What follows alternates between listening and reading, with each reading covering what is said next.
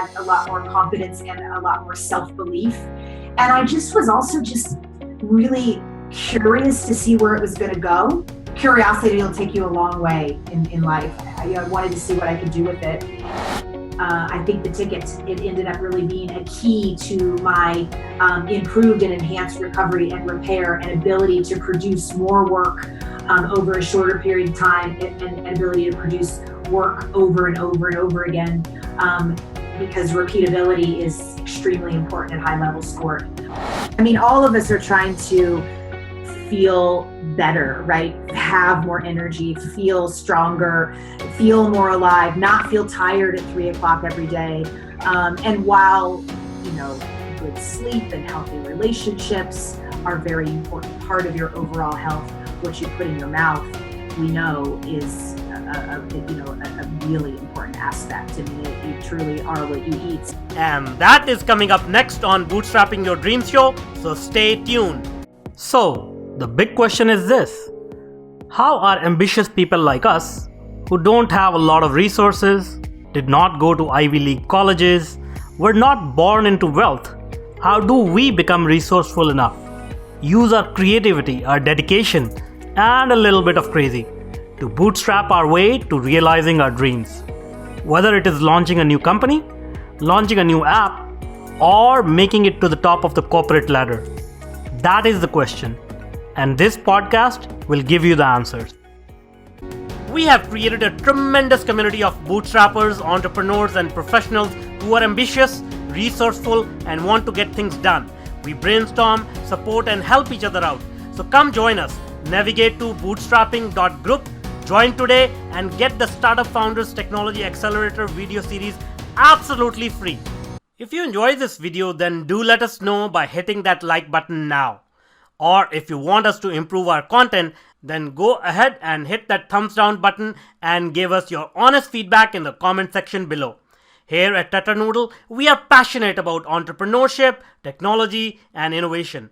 Every week, we bring you insightful and engaging videos, interviews, tips, tricks, and strategies to help you grow your business or rise in your corporate profession.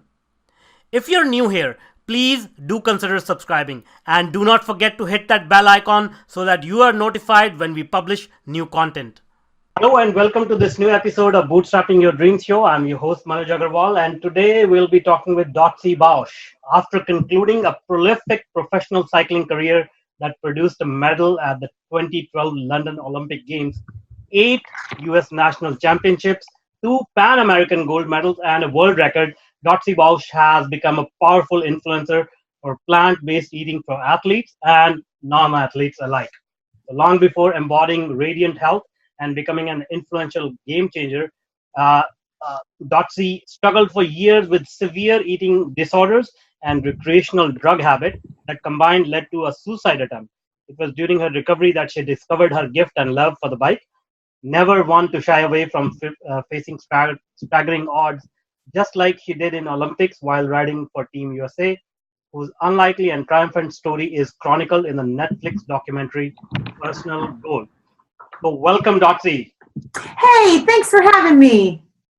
Awesome. So you have a very interesting background. So can you walk us down the memory lane and tell us about your early years and early struggles that you had with eating disorders and whatever else you are comfortable sharing? Oh, well, I'm comfortable with all of it. It's been shared, and I think I'm a big believer that any kind of suffering really only has its time to shine if you share it and can hopefully help somebody else who may be going down that dark journey. So it's obviously a really long story that I'll just condense down quite short. But I almost lost my life to anorexia. And I had just graduated from college. And I recognized that I did not want to pursue what I had majored in and what I had been studying and what I had done an internship in, which was hard news. And that started to unravel my confidence and my belief in myself. And also, I started feeling very out of control in my life, because now I was kind of just, almost, for lack of better terms, like on the streets. I didn't know what I was going to do. I didn't know where I was going. I couldn't afford to go back and study something else. I was already deep in student loans from my degree. And so quite slowly, I began to usurp control over my food, just, I think, internally, as a way to have some kind of control over my life, when I felt really spent out. And that just kept graduating, and it finally completely took hold and was a full-blown anorexia, where I wasn't functional at all in any way, shape, or form. Couldn't hold a job, couldn't really hold relationships, friends or otherwise. And my eating disorder matched up with its well-known cousin, cocaine addiction. So that fed the eating disorder more, which fed my dysfunction more, which fed my self-loathing more. So it was definitely at the bottom, what people would call rock bottom, when I tried to commit suicide twice. And that catapulted me into a journey of healing. And it was in my healing journey, in my healing recovery, that I found my love for cycling.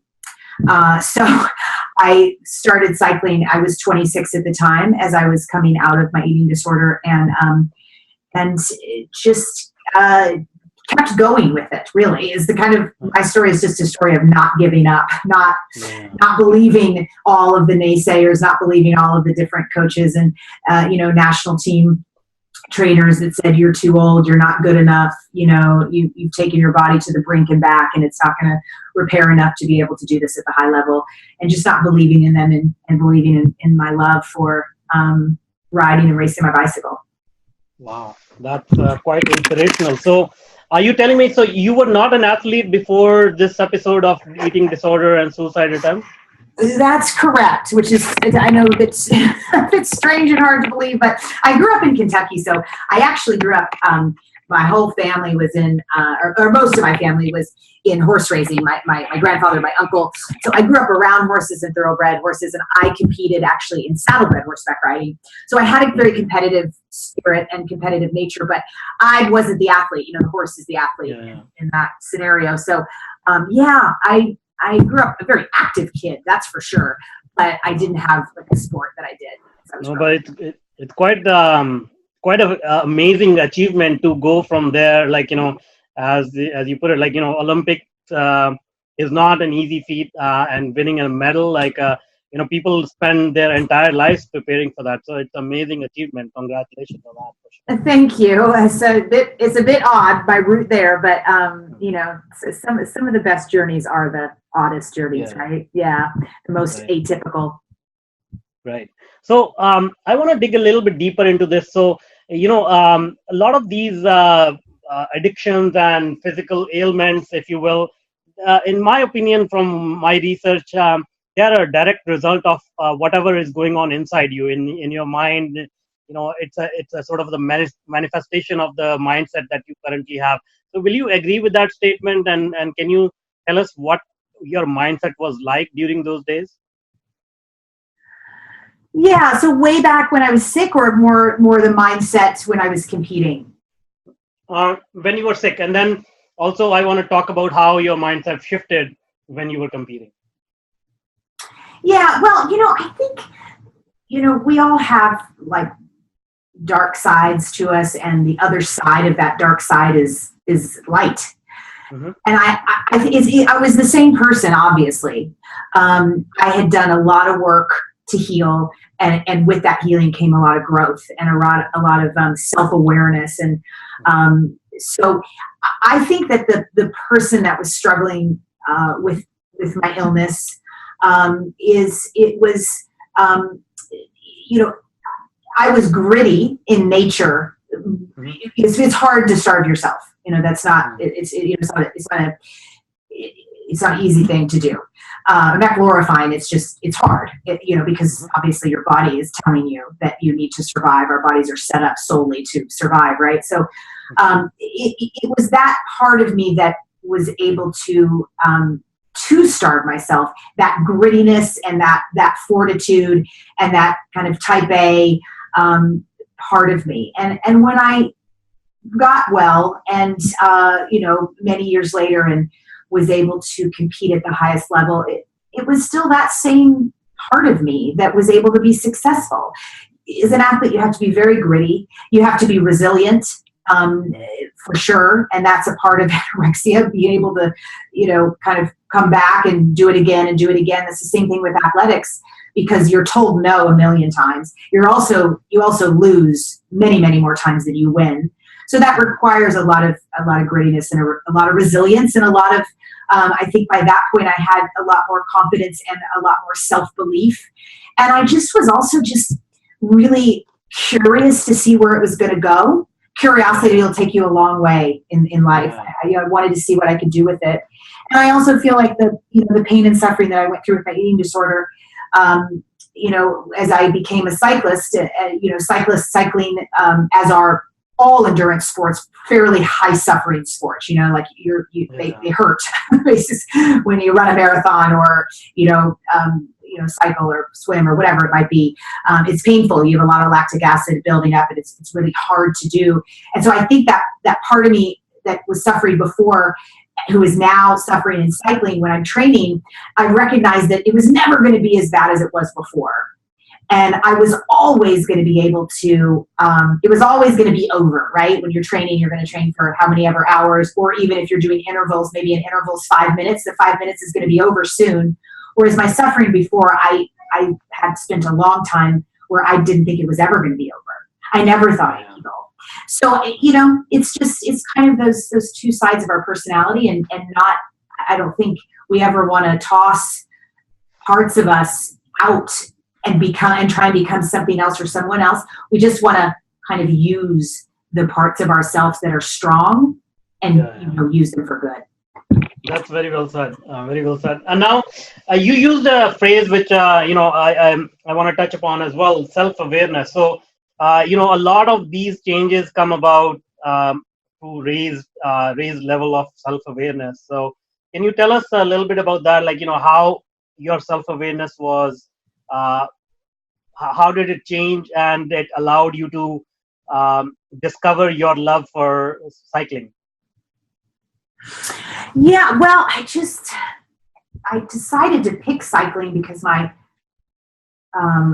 therapist actually encouraged me to find some kind of outlet or movement, or maybe even a sport or an exercise, whatever you want to call it, that would allow me to move my body in a healthy way again, which I hadn't been doing for a long time as an anorexic. So I was living out in Los Angeles and it's sunny, all the time, pretty much. And so I really just kind of randomly selected cycling. I just thought it sounded like something fun and new and different. And it sounded really intriguing to ride down Pacific Coast Highway and next to the ocean and feel the wind in my face. I was definitely at a point where I was so excited to feel free again. I mean, I literally felt free from those confines of anorexia. And so I really sort of stumbled into it because it just sounded nice.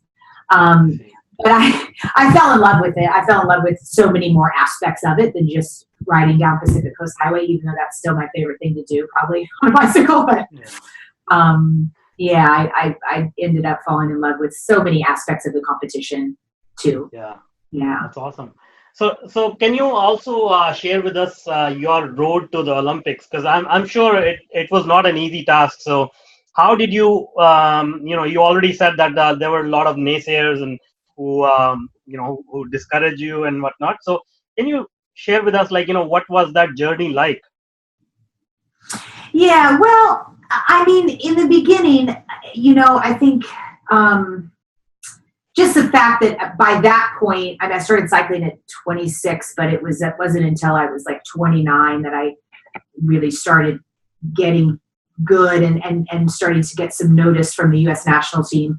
And so, coming in for the first time at 29 was, maybe let's say about 10 years older than most people kind of come into being tested by the U.S. national team, or maybe even 15 years older. So I just think there was a lot of doubt that I would ever really make it very far.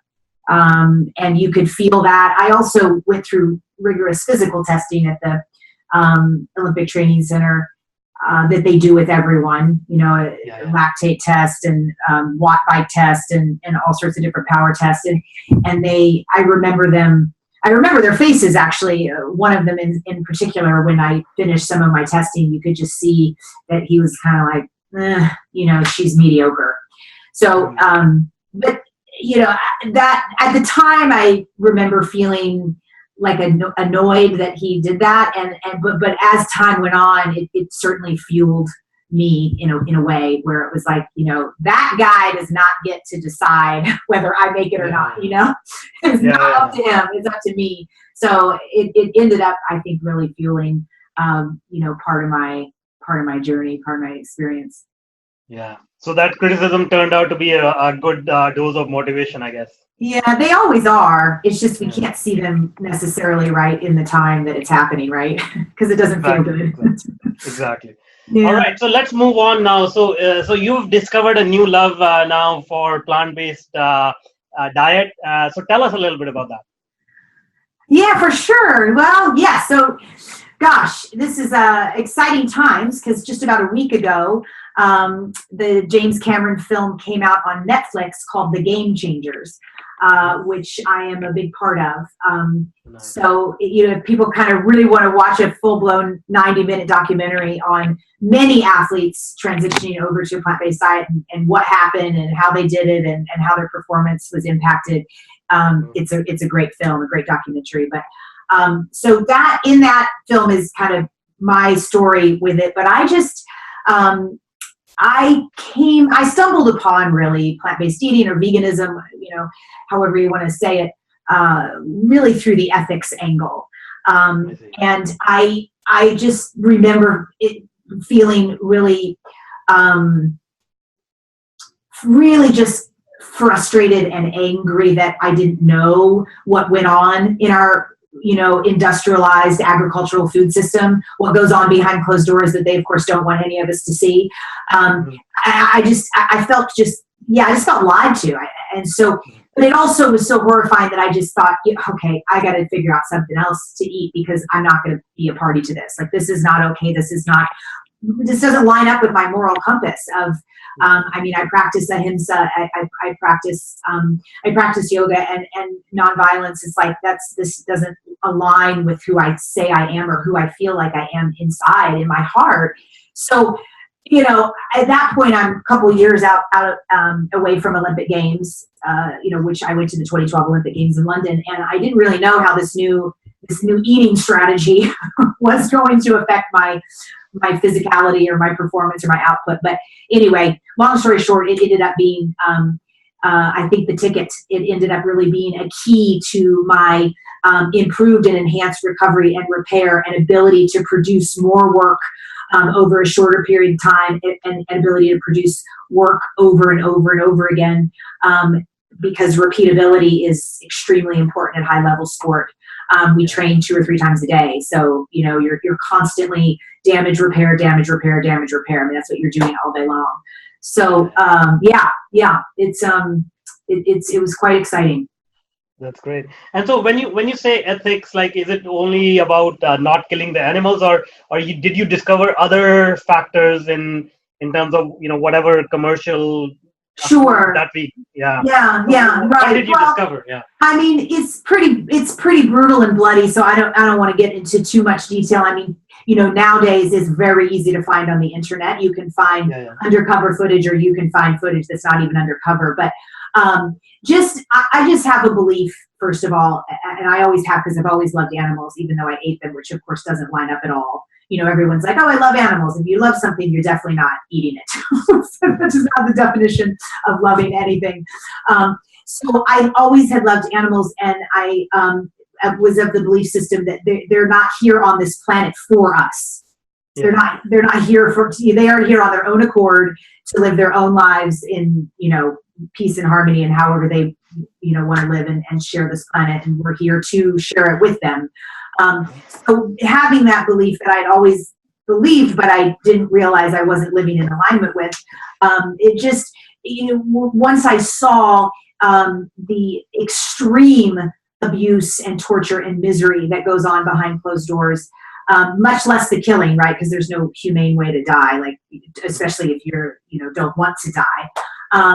And just unraveling really kind of what has to happen in our industrial food system or in any food system, right? Even if it's a small family farm. Like in order to get milk from a cow, she has to be pregnant. There's a lot of people that think, cows just walk around with milk. She has to be pregnant. She carries her baby for 9 months. She gives birth. In order for it to be a profitable business for the farmer, they have to take her baby away from her and milk her, and for us to have the milk, right? Because we're the one paying the money for the milk. So the baby obviously goes into the veal industry. That's a whole nother. But then they do this to this female cow over and over and over again. And I don't believe in that. That system, that mutilating system of the female body. First of all, so that once you just kind of go down the rabbit hole and kind of unravel all that has to take place. For us to get these fluids from, other mammals and the meat, it's just, that's the ethics aspect that it was. And then it's not necessary is what kills me about the whole thing. None of this is necessary. There's millions of people thriving on plant-based diet. I haven't eaten an animal product or an animal in 10 years. And, I feel amazing. I can't, and obviously won an Olympic medal that way. So, it kind of busts through the myth that you can't be strong and thrive and everything. So it's when all of it is completely unnecessary, it's like, why are we doing that? Yeah. Okay, awesome. And so let's talk about the effect. So it's amazing to know that you attribute your Olympic gold, to a certain degree to your plant-based diet. So tell us, what are the benefits? Like, what do you feel in your body? How does it change?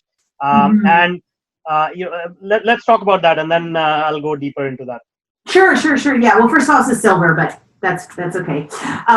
No. Because I don't want to ever be. People think I'm like, because people say that all the time, and it's like, no, it wasn't gold, it was silver. But I'm very proud of it.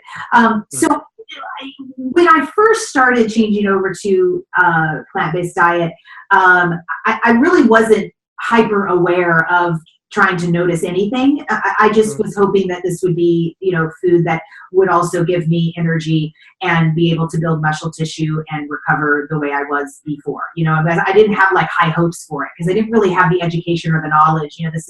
This is 10 years ago, or 9.5 or something. So we didn't have a lot of information. So I didn't really expect anything. But one of the first things I noticed was when I would get up in the morning, and mind you, I should probably add in here, recovery and repair was especially important for me because I stood on the Olympic podium at just 6 months shy of my 40th birthday, the oldest athlete in history in my discipline. Wow. So I was old compared to other Olympic athletes, right? Compared to my competitors who were about 20 years younger, and then my teammates were 7, 8, 10 years younger.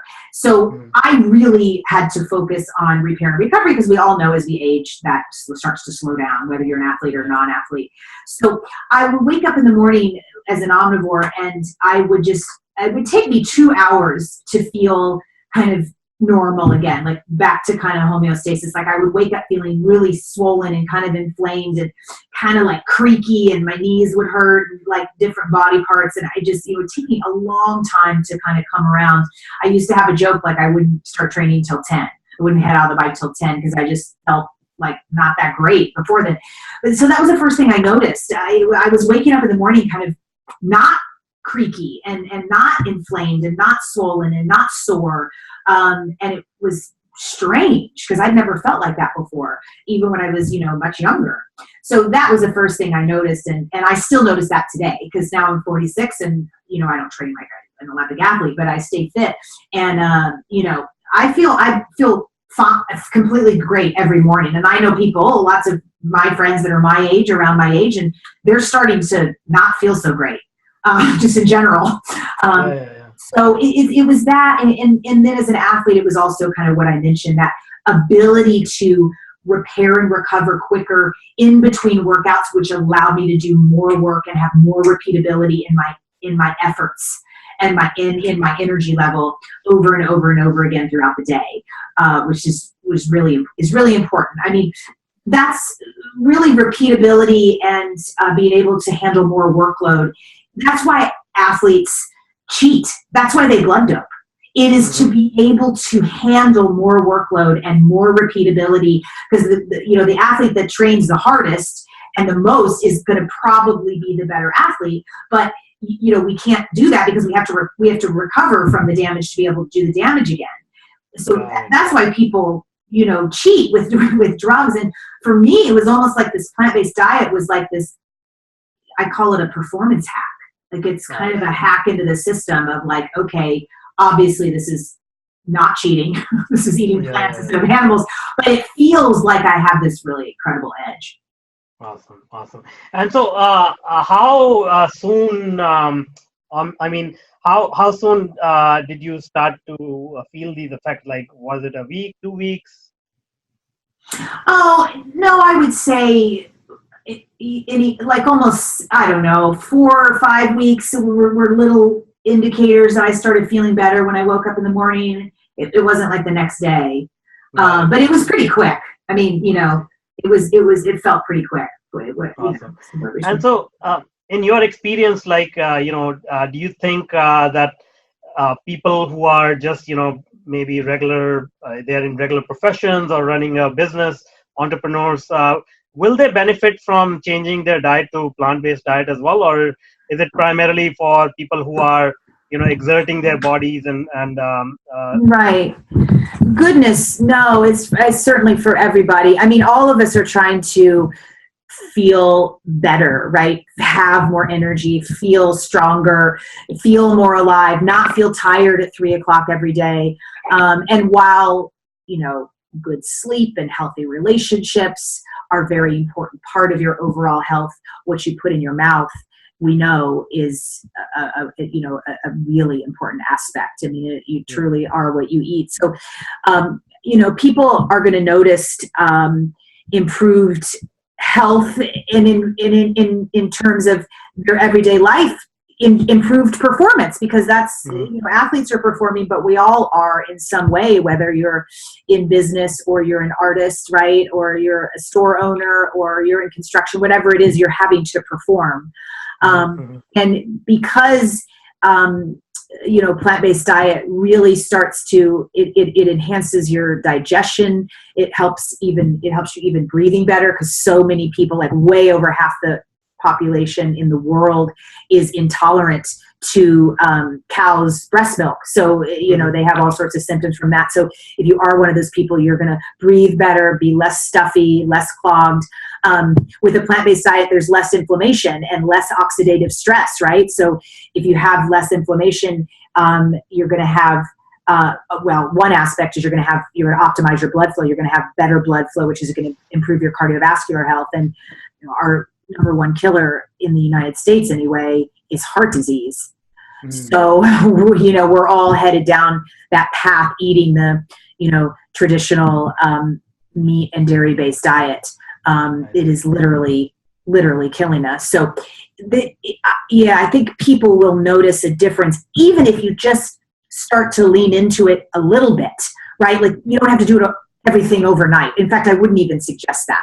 If you're thinking about changing out your plate to a little bit more plants and a little bit less meat, dairy, and eggs, you can just you could do one meal a week. You could do one meal a day. Say, okay, for lunch, I'm going to have a burrito, and I'm going to trade out the shredded chicken for black beans or pinto beans, and just start slow, right? Because it's a major kind of gut turnover as well. Like, as far as your gut bacteria and your gut microbiome, you got to give it some time. So I think just doing it slowly and having fun with it is the way to go. Awesome.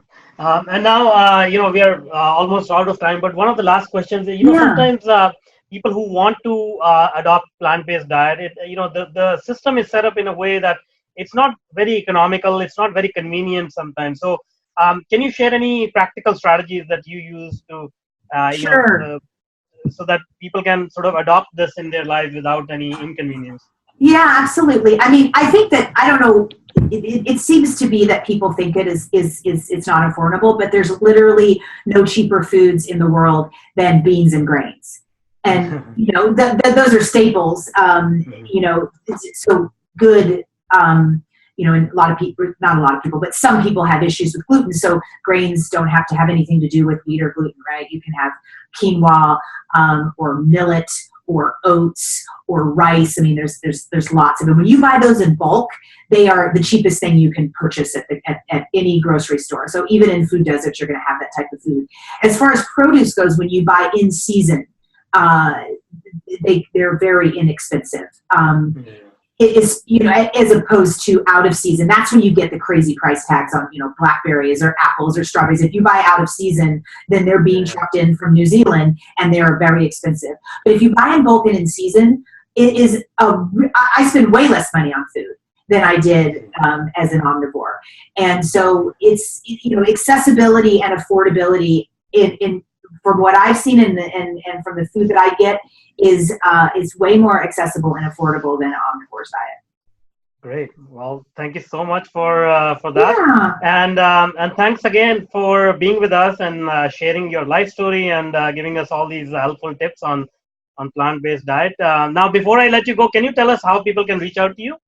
Oh, sure. So my nonprofit is called Switch for Good. So it's switch4good.org. And then you can find us all over social media at Switch for Good. And then personally, I do most of my stuff on Instagram, and I'm at Vegan Olympian. Awesome. Thank you so much once again.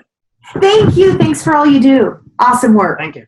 And that's all for now. Until next time. Now, if you're an entrepreneur or a career professional, then I invite you to join our growing community. Navigate to bootstrapping.group.